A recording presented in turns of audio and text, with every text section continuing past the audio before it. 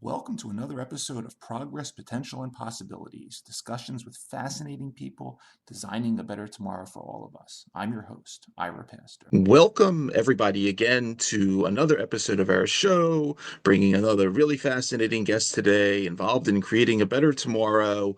Today, we have the honor of being joined by Dr. Rich Scranton. He is the president of Global Product Development and the chief medical officer of Lyndra Therapeutics, which is a company that's pioneering long-acting oral therapies designed to deliver medicines for up to a week or longer in an oral dosage form. And Dr. Scranton is responsible for advancing the company's proprietary links technology, drug delivery platform, and ultimately evolving and overseeing the portfolio strategy, the current and the future product development pipeline through preclinical to commercialization, as well as external partnerships and alliances.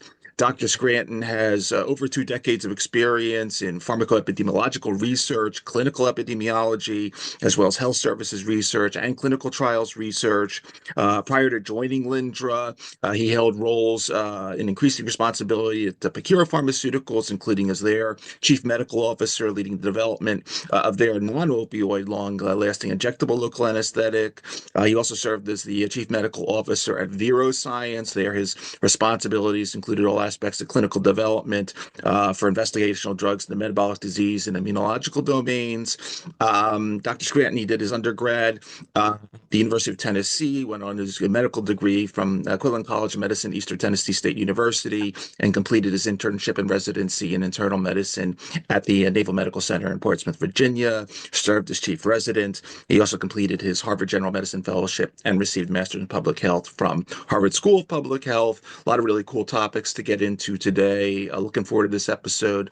Dr. Rich Scranton, thank you so much for taking time to come on the show. Great. Thank you. Well, great having you here. A lot of really interesting topics that we don't normally touch on, but looking forward to diving in. But before we do any of that, Rich, I would love to start off by handing you the floor just to talk a little bit more about your background. Obviously, love to hear about sort of the early days, your time in the U.S. Navy, and sort of the transition into drug development. And I'd love for you to touch a little bit on how you got interested in sort of this whole area of pharmacoepidemiology, because it's clearly you see the connections to why we're going to be talking about the technologies that we're going to be talking about today. But when you look at things like statin use and fractures and cancer, things like rheumatoid arthritis records and studying how things are reported by patients versus clinicians, very interesting space that we don't normally touch on. So I'd love to hear the background there as well. Yeah, when I started out on this path, I didn't even know all this, opportunities existed. I was just going to be a physician. I was the first in my family to go into medical school. And I went to East Tennessee State University, which was really focused on rural medicine. It was a great experience. I could really make a difference in patients' lives. Even at that time, we were attached to a VA medical center, one of the largest ones there. So it was a great exposure to a different patients. It was also during the time, actually, when HIV was just coming about, and we were seeing that there's a book actually written, My Own Country, that talked about that particular area where all these individuals were coming home to get care and treatment. And often, if you remember, when we even started off there, the drug regimens to treat and try to prevent some of the consequences of HIV were very complicated. Many medications, several times a day, 4 times a day. So that's kind of where I really started my experience. I had the opportunity I really, my father had served in the Marines. There had been a lot of military experience in my family. I didn't have a lot of money, so I applied for a military scholarship, and I was able to get the Navy scholarship that actually funded my schooling. And I also really had the desire to serve my country. So it was a great experience. Although I always tell this story, when Desert Storm 1 started, I was coming home from my first year of medical school and watching at that time the bombs being dropped on Baghdad. My phone rang, and that's when the recruiter said, "Congratulations, you just got the scholarship." I was like, "Oh, we just went to war." But it didn't change my philosophy of what I wanted to do and serve my country, and so that's where really my career in the Navy started. Then went on to do my fellowship at Portsmouth, and that was a great hospital. That was really a very, uh, uh, I would say it was probably one of the busiest hospitals in the military system. So I got a lot of great exposure, and I had the opportunity to stay on as chief of residence, and that's really where it began. I started having somewhat of a change in my kind of career trajectory. I really enjoyed looking at complex problems and solving those problems from the patient's perspective. I set up a lot of clinics so that we could allow people to get to their medications. Adherence then was a big issue. How could you see these patients on the regular basis, give them the appropriate education that they would need so they understand what these medications were doing? If they were having side effects, how could we intervene quickly to mitigate that? And so again, I was just doing this with the desire of improving my patients' lives and get them the right medications. I was also a big fan, even then, to make the medication regimens easier. I was never a fan of like on hypertensive therapies where unfortunately, about 2/3 of Americans take some type of blood pressure lowering medications. And unfortunately, many are not adherent. And it's oftentimes because they have perceived side effects from that, or the regimens were difficult. So I was a very early adopter of making low dose, fixed dose combinations. When they became available, I would travel around the world talking about that, saying, why are we giving a person a blood pressure medication? And when you double the dose, you actually don't get a doubling of the blood pressure lowering. You get most of your blood pressure lowering actually at the lowest dose. But as you titrate up, actually what happens is you get more side effects. You get lower, you get swelling, edema when you use a calcium channel blocker. So I was an advocate of taking a calcium channel blocker low dose that can cause lower extremity edema and pairing that with an ACE inhibitor. And those two together would be synergistic. So you actually would get better blood pressure lowering with the combination than any one of the drugs by themselves. So not knowing where I was taking my career, it was really focused on the patient. How can I make that person want to take this medication, have a good outcome with that medication, and ultimately have better outcomes? So I started all that. I started clinics in order to do that, so we could standalone clinics to improve overall the outcomes. But I didn't know how to measure outcomes. I was just a physician. You don't get a lot of research training. And my first research study I was doing, I was actually using complex regimens to improve congestive heart failure and keep my patients out of the hospital. And I was using some survey instruments, and long before I didn't know I was supposed to pay for that. So I said, I better go get some training to know how to do research, so I can again prove that what I'm doing is actually cost effective and benefiting patients. How can I measure that? So therefore, I can get more for my patients. That was really what kind of continued to drive me down this pursuit. And then ultimately, that's when I ended up going to Harvard, is because that was this fellowship that really gave you that toolkit of how to design studies, how to conduct the research, and that was really, as I continued on my path, that's where I really took my career. When one sort of goes through your quite extensive publication record here, Rich, you've had a lot, along the way of different experiences, per the adherence issue. As I mentioned in the bio of the show, you worked on the long-lasting injectable local anesthetics, but at the same time, adherence is sometimes on the other end of the spectrum. And you were involved in a bunch of papers focused on fast-acting bromocriptine tryptophan in diabetes and cardiovascular events. And then sort of I'll call the mid ground, but things like concomitant disease. So I noticed a couple of papers in there as well on things like, hey, as you were just mentioning, even if we have this ultimate combination of whatever the cocktail may be for our blood pressure, but we're giving somebody erectile dysfunction, no, that's not good either. Talk about some of these experiences as well, because I think they're all sort of important. They all taught you a lot, let's say, of the different ways that non-adherence is going to pop up. It's a great point. I really enjoyed it. At Harvard, I was able to advance very quickly there. I had the access to this very large VA database and figured out a way to build a whole a business unit to conduct pharmacoepi research, and also mine that database. Was very rich, that we could bring in actually patient level data. It was probably one of the first to kind of get that integration of kind of claims data as well as real world clinical data. And so one of the first, I can remember this to this day, a colleague of mine reached out to me. Particularly, it's one of the most cited papers I have, and that had to do with erectile dysfunction, and again, related to blood pressure medications. And I had a colleague come to me and said, there's this anecdotal evidence that these class of medications, to treat erectile dysfunction may lower blood pressure. And if you remember, that's actually how they were originally being developed. And they had a side effect, which was, these men wanted to stay on this medication.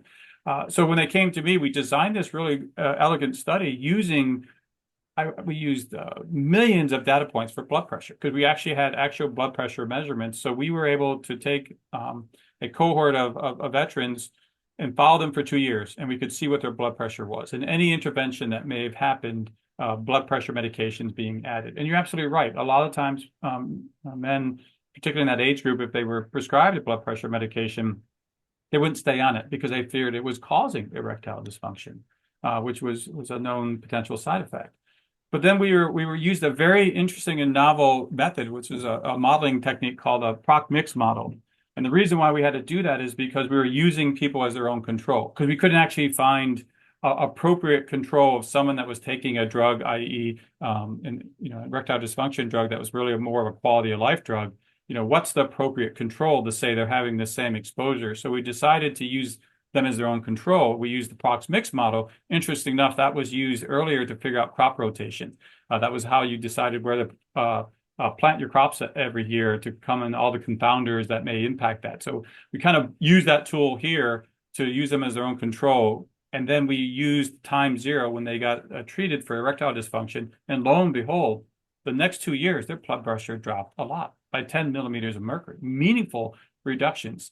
And so when I wrote the paper, we knew that, that wasn't the drug effect, actually.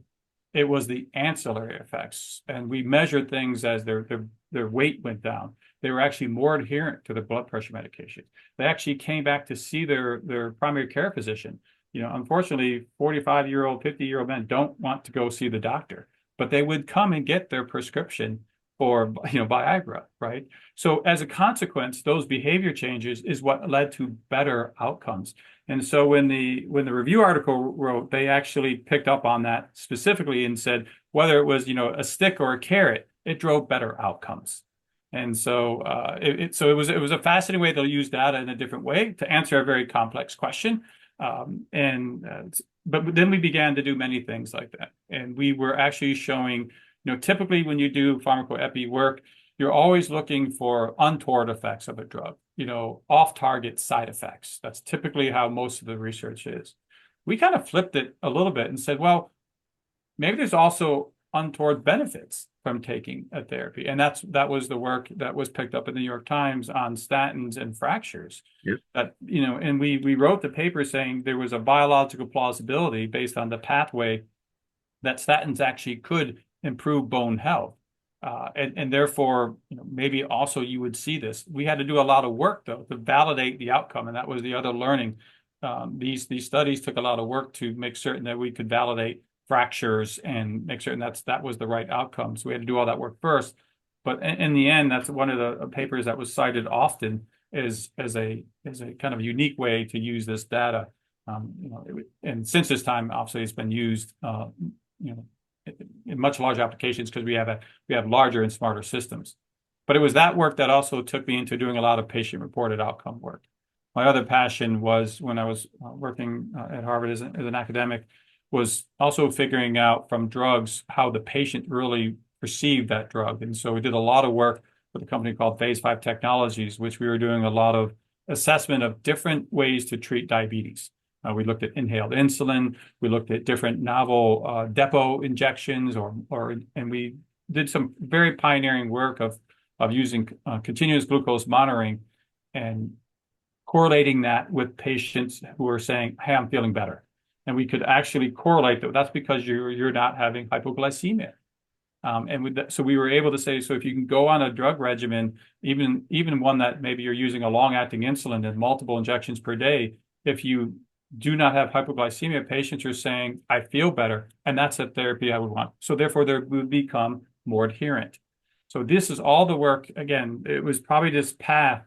I just continued to look at from the patient's viewpoint, what can I do to find ways to demonstrate these medications are maybe having a benefit, like statins, beyond just lowering their risk for cardiovascular, or ways that this drug regimen would drive better patient outcomes, and how would you capitalize on that?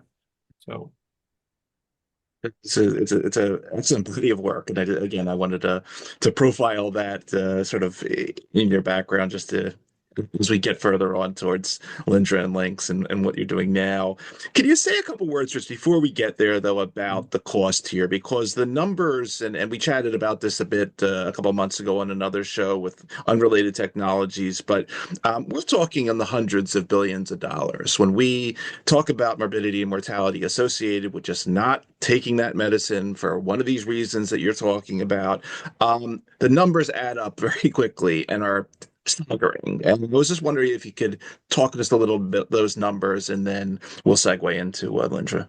No, I mean, that's exactly right. So as I was doing all that work trying to show the benefit, I was always getting pushback, and whether I was in the DoD or the VA, because at one end I was a large prescriber of medications, and so that I always would, is it worth it? What's the cost of all of that? And so logically, I had to go into pharmacoeconomics then, right? So I had to not justify why this is a good outcome and why we should do this and why you should prescribe 2 medications, low dose versus 1.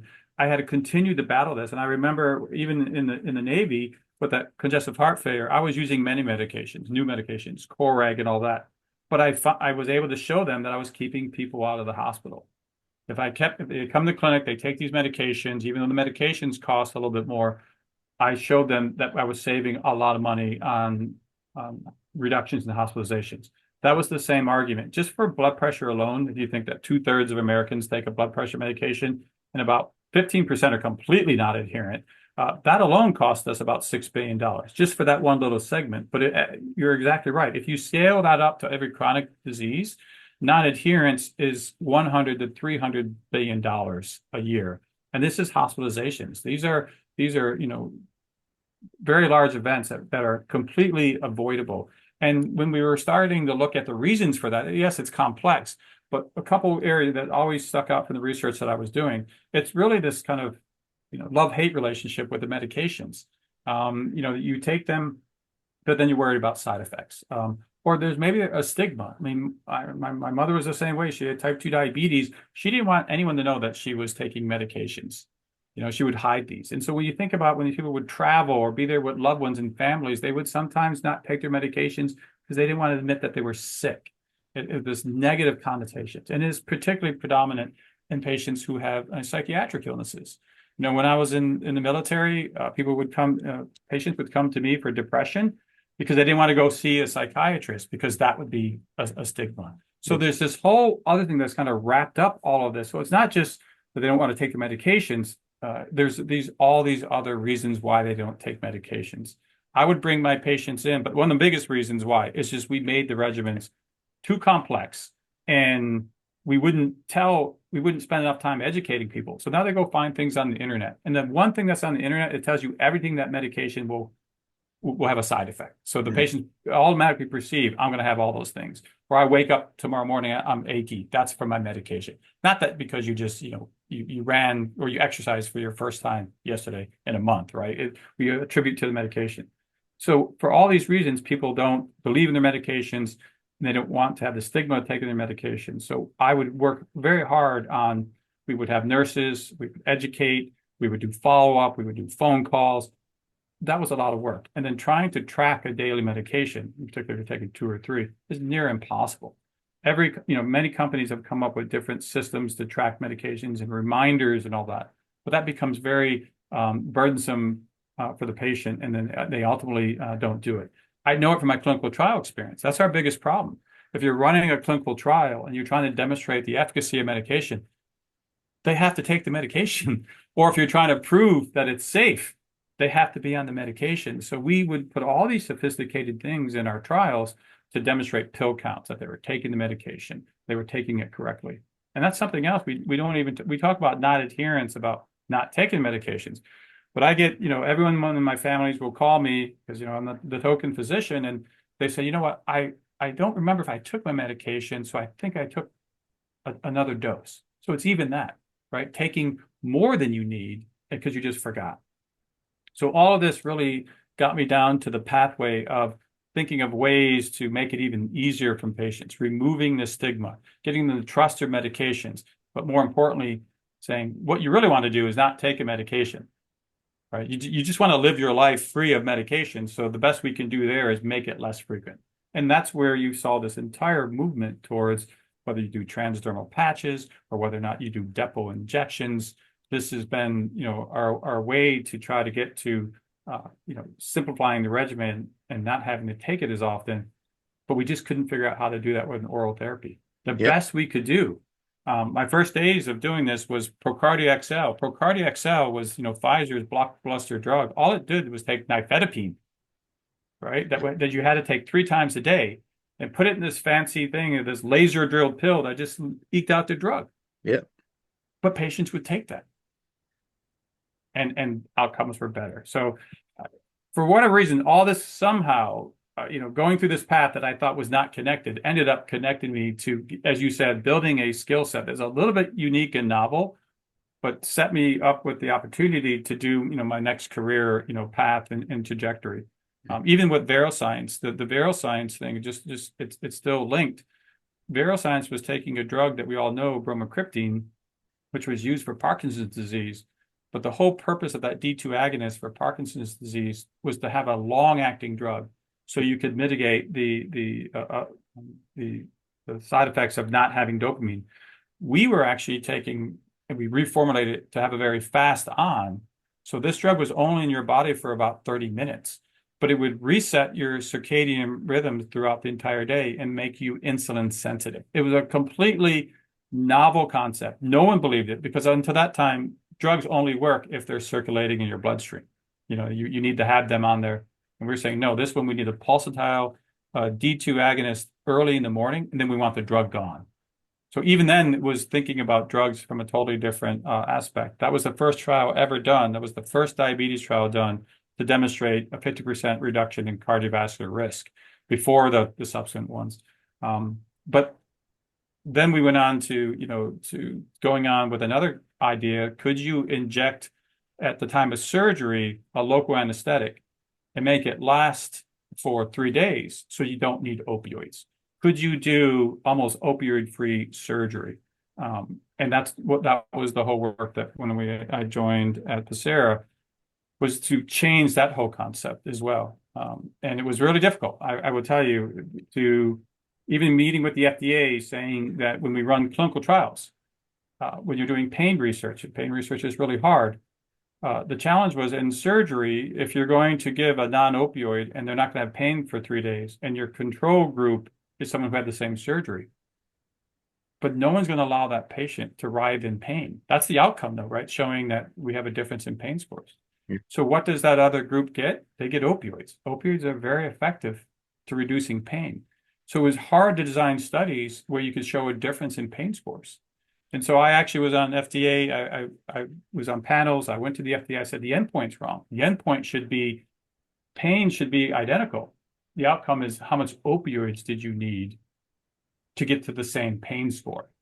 And the FDA was not ready for that type of novel thinking. But we actually published a couple studies, particularly in women who were having C-sections, that we demonstrated marked reductions in opioids, same pain scores.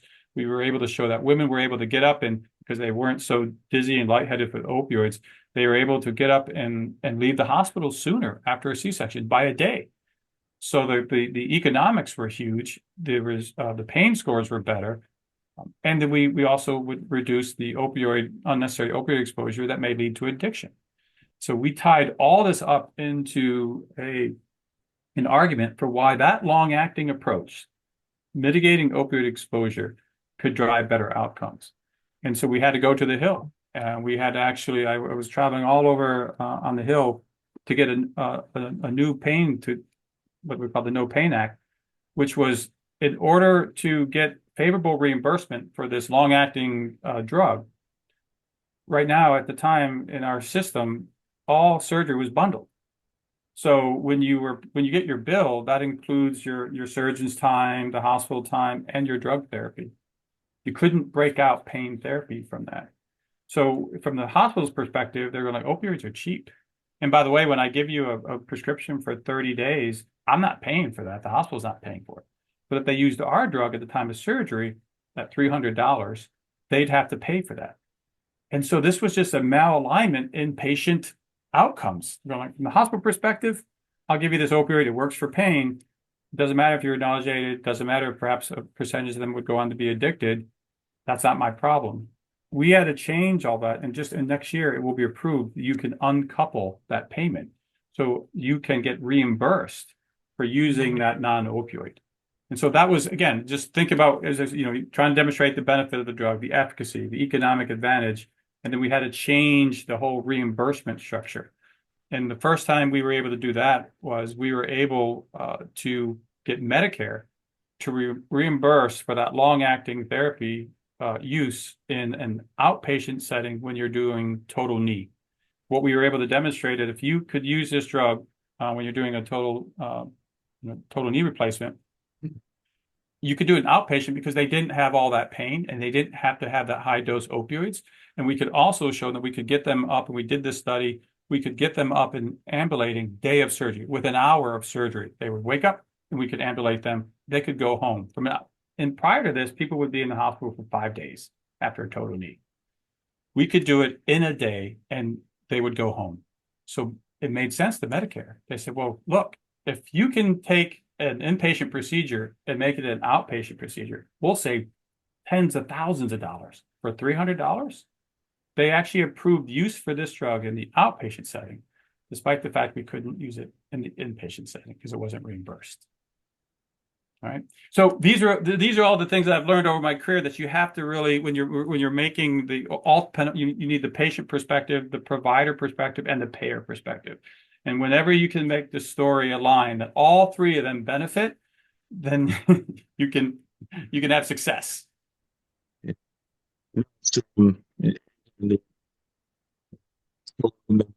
is an interesting story in its own right, and I was also thinking about your Procardia XL. Being a pharmacist, I remember 30 some odd years ago dispensing that thing and looking, wow, this is the coolest thing I've ever seen. But clearly, what you're doing now at Lyndra with the links technology is really quite transformational, and love to dive into that now because and again you have different background here. You have a chemical and biomedical engineer extraordinaire, Dr. Rob Langer, involved with the group in terms of this concept. I interviewed about 4 years ago now, so really enjoyed spending a little time with him back in the day.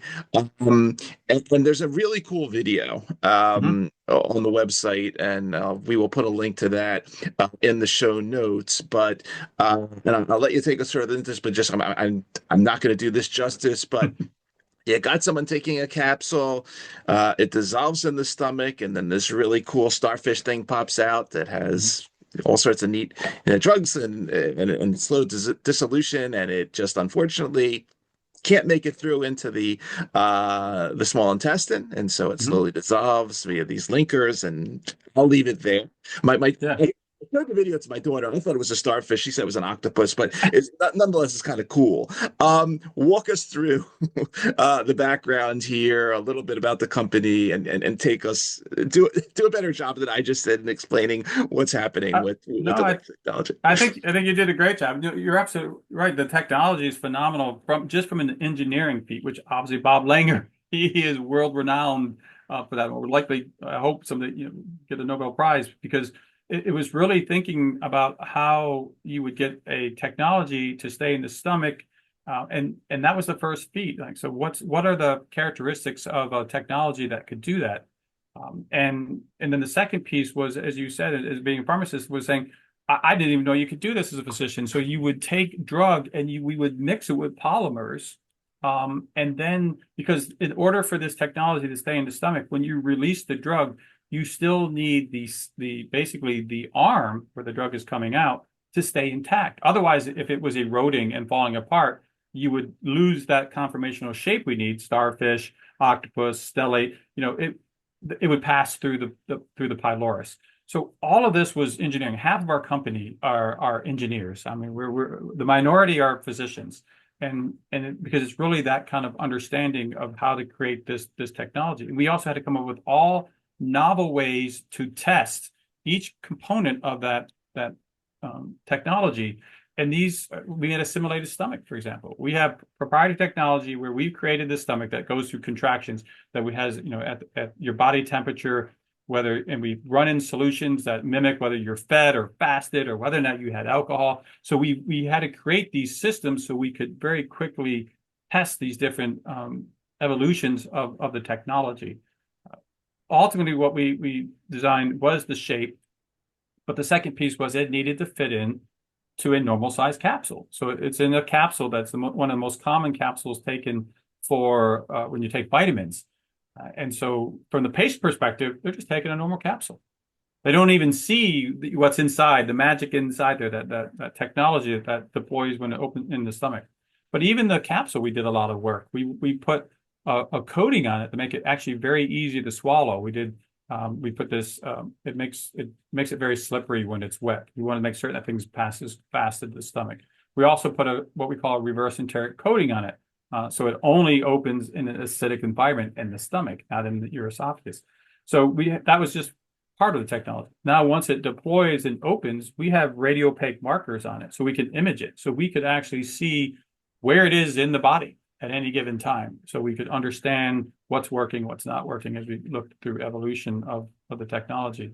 And then finally, we were looking at a variety of conditions. We've opened 4 INDs with this technology, and it's because we've had huge support from, for example, NIDA, funding this for the development for levomethadone, which again, levomethadone has never been approved in the United States. It's the race mate of methadone. Levomethadone is used in Germany and in Europe, and it's my belief actually levomethadone is a safer because it has less cardio potentiation for QT prolongation.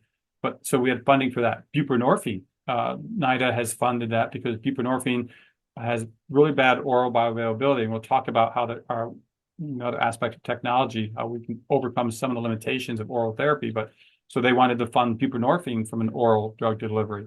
We have funding from the Gates Foundation looking at oral contraceptive and moving the technology to a monthly application where you would just take 1 capsule a month and it would deliver for birth control for the entire month. And that application was a lot for use in Africa. And we were also thinking about co-formulating it with HIV PrEP. So you could have both in a single administration. So in the event that unfortunately there was a woman that was raped, that at least there wouldn't be a consequence of pregnancy or HIV. So these are just incredible kind of thoughts of using a technology that is novel in itself, keeping it in your body, but thinking about applications that will have profound impact on the lives of patients. As a small company, though, as a private company that funded by great investors to take us to where we are today, and those grants coming in from NIDA and the Gates Foundation has allowed us to get to the point where we had to focus on the platform technology and what could we advance the platform as quickly as possible. And we settled on schizophrenia and bipolar and the use of risperidone. And I think that's actually a great testament to us being laser focused on getting this technology to as many people as possible, but you first have to get the technology proven to be safe and effective.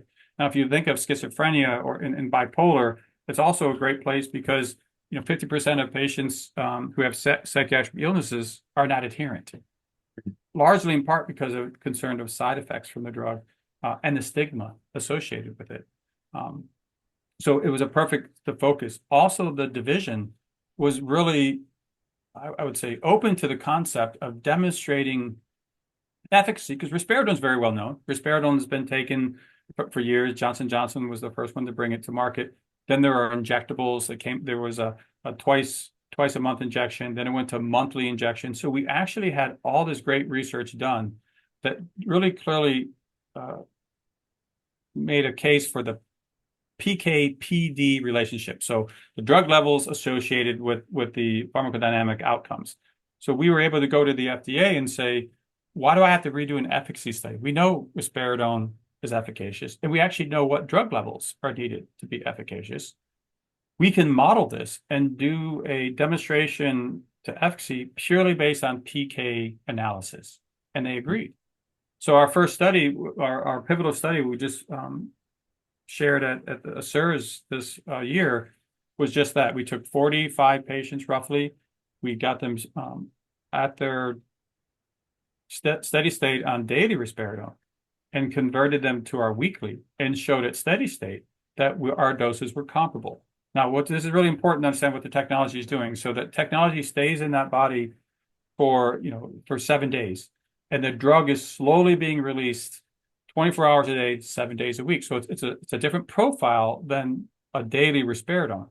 But what we had modeled with the FDA, what was driving efficacy is actually your trough, your Cmin, your low drug concentrations. Because what you're trying to do with this particular class of drug is that you need about 60% receptor occupancy in the brain for these receptors. If you exceed that, all you do is drive side effects. And actually, there was a lot of work. When you go above that level, you get extrapyramidal side effects, tardive dyskinesia, all the things that patients don't like. And so when you're taking a daily drug, you actually see this peak fluctuation that you exceed the drug you actually need. So what you really want is a concentration that's lower to the lower end of the drug concentration. And we modeled all this for the FDA. And we said, so when we model this at Cmin, that's after 7 days. So we're looking at the concentration just prior to you taking your next dose and show if that drug level is above that of the daily IR, we're going to show comparability. And the FDA agreed. So we powered the whole study on that. We said that C average really didn't matter, because if you're maintaining your Cmin, C average will be in the target that you expect. But what we knew that we would blunt Cmax by about 20%, which we see as an advantage. There's no better efficacy for having those high Cmax concentrations. If anything, they will drive greater side effects. So we did that, and we showed all of that in the study. Our C average was about 1, because you're actually spending most of your time in the therapeutic range, and our Cmin was at or above that of the daily IR. So this is what's driving all of our programs. We're actually designing our programs to actually more narrowly focus in on the therapeutic threshold, and we can tailor that drug release consistently by a combination of that mixture of polymers I talked about. We can add poroformers, and the whole how this is working is that we have a coating on the outside that gates the amount of gastric contents that enters into the drug arm, dissolves the drug, and then the drug is eluted out. We can measure all that in vitro. We characterize all that, make those changes, and then it correlates very well what happens in humans. So not only is the technology staying in your stomach, which is an amazing engineering feat, it's actually how we're changing the drug release profile to better hit the target. And we think there are many medications where patients don't take them because when they have to go up to that higher doses I talked about, they experience side effects that are Cmax driven. We think we can make those medications better tolerated and have better outcomes for those patients. The second thing we are doing, and we've done some work here, is sometimes because when you're releasing that drug so quickly, you don't get the perfect absorption of that drug. So actually, most of your drugs are absorbed in the proximal third of your small intestine, your duodenum. So that drug just goes through. You don't get it. So you have to have a higher dose load so you can try to get that absorption. we've seen cases where we may be able to overcome that and improve oral bioavailability. Hence, that's why we're doing buprenorphine. Buprenorphine is not taken orally because it has a large first pass effect, but also poor absorption. We've demonstrated in a well-characterized primate model that we could actually get drug levels sufficient enough to mitigate abuse of drugs. So we think, again, how you release the drug may have an important impact on overcoming some of the limitations of daily medications. So in a nutshell, I'm just saying that how we keep the technology in the body is the conformational shape. It's too large to pass through the pylorus. It can bend, but it doesn't break. And then there's a specific polymer in that drug arm that is designed to break down in a specified period of time. For a 1 week product, it's around 10 days. And so once that polymer breaks down, it's kind of like an absorbable suture. When you use a suture, you have some sutures that will have their tensile strength for 7 days or 10 days. Similar to what we're doing, we're using polymers that are impervious to whether or not you eat or drink or have alcohol. That doesn't matter. It's just they have a hydrolysis, and in that 10-day, they weaken and they break. Once that happens, that arm breaks off, it can no longer stay in the stomach, and you just pass the rest of the stellate components, which are very small, as undigested fiber. Our patients can't see, the pieces come out because they're very, very small. They're millimeters in length. So that was how we did that part. But the drug release is what I was excited about. From a physician, this has been the holy grail. Like, how do I get a therapy that probably should be BID, right, based on the pharmacokinetics, but no one's going to take it BID. So I'm going to cram more drug in there and have this high peak, and maybe some people won't tolerate, some will. Well, when we do our drug, when we look at our PK profile, we more mimic like a BID risperidone. So it's actually giving the drug in a probably more desirable profile. And I hope for patients that need to take maybe a higher dose, like a 6 milligram dose, they may be able to tolerate ours better because we're going to be blunting that Cmax. The same concept, though, people who are on the lower end, particularly for bipolar, they don't do injections. They take typically the lower dose, around the 2 milligram. They're right on the hair of that dose level, because they appear to be pretty sensitive to the side effects from the extrapyramidal side effects. So again, I'm hoping for them at our 2 milligram dose, we're even going to give them a better, drug profile. And that's what we said. We want them patients not to think about their medication as the enemy. We want them to really focus on their wellness. So on Sunday, you take 1 capsule, and maybe it's the caregiver too. The caregiver makes their life easier to come over with their loved one and say, hey, let's on Sunday sit down and have dinner and just take your medication, and you're good for the whole week. And no one needs to know that you're on a therapy that's allowing you to be highly functional. So there's, for all those reasons, how we could get a regulatory pathway quickly, establish the platform, focus on the patient population that would really benefit from this approach to therapy. Proven already that if you could make the drug regimen easier for them, i.e. with injections, that was proven to be cost effective. But unfortunately, only about 20% of people take injections. So those other 80%, we can improve their lives by this approach to treating their illness.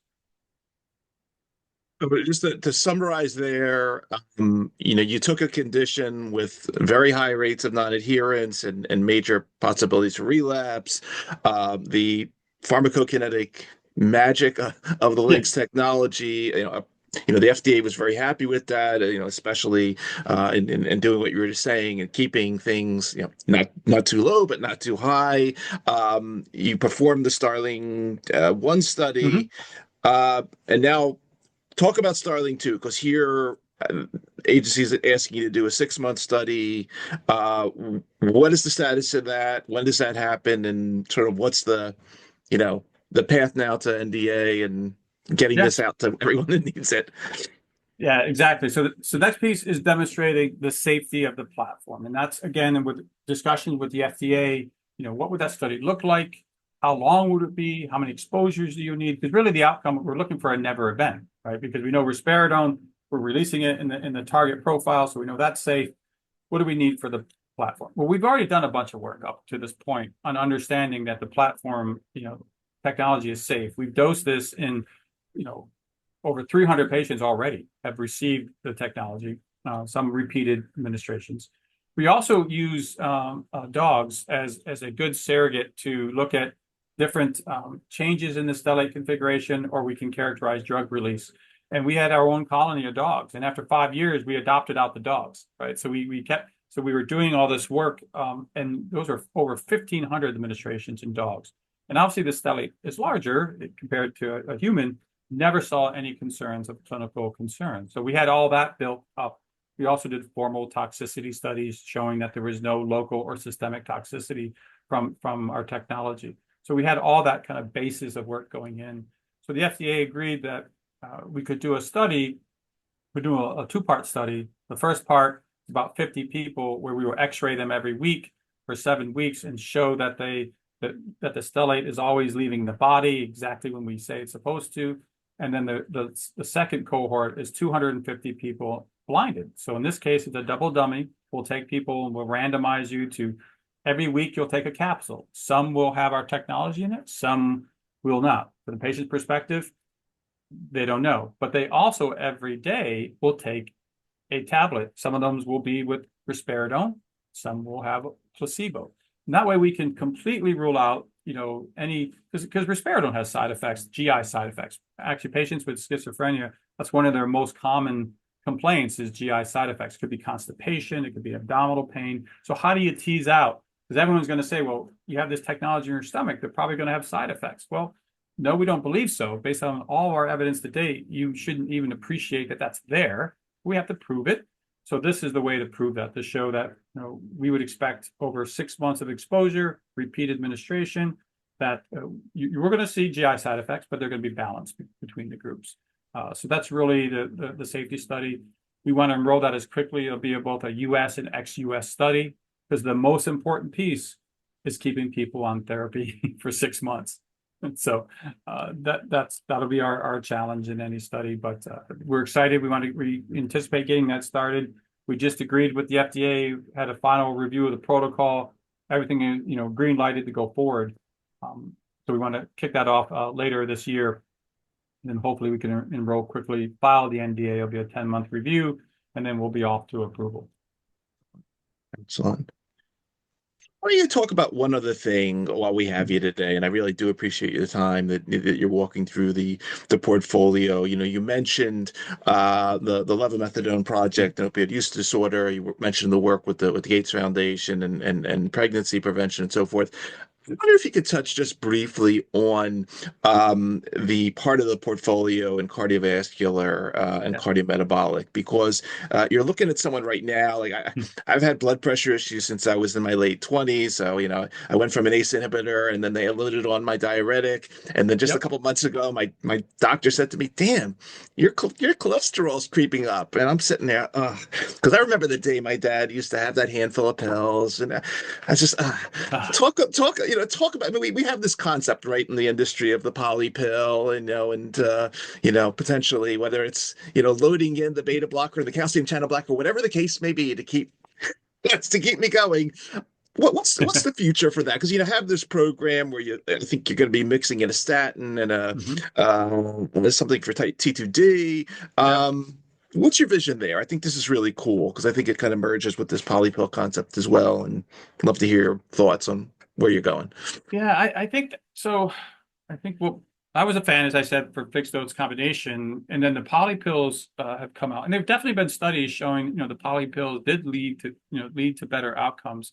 Where I think where you could be just really transformative is really move to something that almost takes this chronic illness and makes it a non-issue, and that's moving to weekly, and then combining drugs that are all synergistic. So everything you just said, the diuretic increases renin. So when you take your ACE inhibitor, you get a better effect from that ACE inhibitor. So we were thinking the same thing with coming up with a combination where if you're anyone that has, and I'm with you, I'm taking my statin, every night, except when I travel. Whenever I travel, my routine changes, and I'm not that adherent myself. But the idea would be using therapies that are complementary, that don't have side effects. So your lower dose but potent statins with a DPP4 where you're getting synergistic cardiovascular benefit from those class of drugs. Adding on, like you said, and Andrew, maybe I would use an ARB just because some people will have a cough from an ACE, but using the most desirable DPP-4 is, we were using adaptoglocan that has basically no side effects. I mean, it's one of the best tolerated drugs. And it doesn't cause hypoglycemia. So thinking about adding those combinations into a weekly therapy where we're really tackling the entirety of the comorbid illness. So if you're on a blood pressure medication, a low dose statin, my research really early on, and again, this is my bias, when I did my first publications on the physician's, health study, I demonstrated that actually we use a static measurement, just an example. We use a static measurement of cholesterol, and we set up, say, hey, if it's above 200, that's bad. Actually, what the research that I did showed, well, we never start there. When you're a baby, you're down there around 130 or 140. When did 200 be okay? Because you actually went from being very low to some number. That's always based on the cost. If the medications were less expensive, we would do this thing we call primordial health. You would be on therapies, low dose therapy, much earlier in our because you never want to get to 200. So the concept here is use those low dose combination therapies that are tackling every part of the cardiovascular, cardiometabolic disease. So that's your blood pressure, that's your lipids, that's your blood sugar. If you could do that in a once weekly therapy and people stay on it, then that would be a huge benefit to everyone. And I would argue if you're men, you add a little erectile dysfunction treatment, people would stay in that forever. I'm just kidding, but I mean, but $1 billion product. There you go. Exactly. Rich, I really enjoy everything you're saying and hearing the story about your journey and everything that's going on at Lyndra right now. While we have you, I know we're coming up against the top of the hour, but anything else we should know about as we get close to 2025? Obviously, you got the trial going on, but other things that we should know about while we have you, conferences, talks, anything else on the calendar, public facing that you want to mention while we have you today, please? Yeah, not at the moment. We've been hunkered down on getting this study started. But what you may be seeing here soon are some. We changed our strategy as a company. If we really wanted to get this platform out to as many people as possible, we went to a model where we're saying, look, it's probably better if we partner these things out. So even our manufacturing. So hopefully very soon you'll hear that we've partnered with a large commercial manufacturer so we could, make this product available to as many people as possible as quickly as possible. So it made sense, instead of us building out our entire manufacturing, can we partner with someone? Same idea is partnering out our Risperidone to have someone else commercialize that, who just focus on that aspect versus us, again, building out that piece. And then thirdly, I hope here soon too, is announcements of additional partnerships. So companies, large companies, small companies coming to us and say, hey, we have a great drug, but it would be so much better if we could put it in your weekly technology, better for maybe the pharmacokinetics, better for the patient profile. So that's what I hope you're going to see from us is these announcements of all these partnerships, which just means the platform is going to get out there to many more people than we could ever have done by ourselves. Excellent. Awesome work. I wish you and the team and the company the best with all this as you move it forward. Again, for everybody that's going to be listening to this episode of our show across the various podcast networks or watching on our YouTube channel, again, you've been spending time with Dr. Richard Scranton, President, Global Product Development, Chief Medical Officer, Lyndra Therapeutics, doing really amazing things to advance these long-acting oral therapies for unmet medical needs. Rich, again, thank you for taking the time out of your schedule to talk to us for a little while about what you're up to. Obviously, thank you for what you do. And as we like to say again on our show, thanks for helping to create a better tomorrow for millions of patients out there that are going to need these technologies. Awesome story. Really awesome story. Thank you. Pleasure to be here. Great having you.